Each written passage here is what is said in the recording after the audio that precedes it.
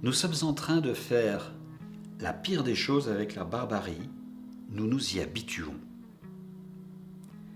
Prononçons pour faire vite le mot « guerre », avant qu'on ne vienne nous expliquer l'inéluctabilité, son inéluctabilité. Mais la guerre, de toute manière, est déjà là, aussi, civile.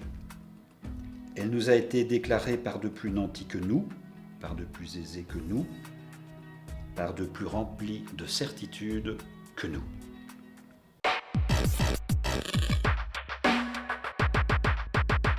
Alors ceux qui nous font la guerre, et ceux dont il est question dans le texte, ils se sont tenus un peu à carreau après-guerre parce qu'ils étaient trop compromis dans la grande boucherie fasciste. Et là, ils sont sortis du bois dans les années 80.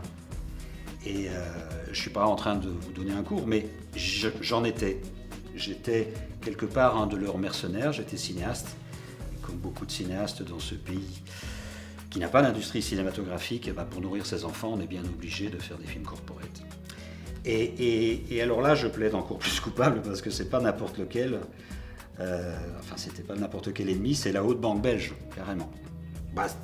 Fusion, acquisition, dérégulation, c'était une stratégie cachée, mais le résultat est là, 30 ans plus tard. C'est fou furieux, cette association de malfaiteurs s'attaque carrément à l'humanité.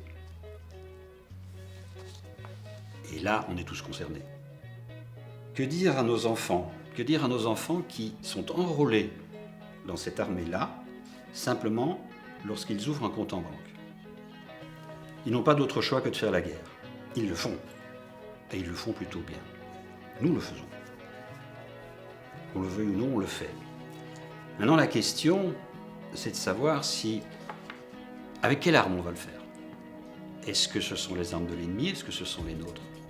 Avec quelle stratégie? Est-ce que c'est leur stratégie, nos stratégies? Tout seul, j'ai vraiment pas la réponse à ces questions. Et c'est probablement la principale raison pour laquelle j'ai rejoint les acteurs. C'est pour avoir ensemble, tous ensemble, la réponse à ces questions.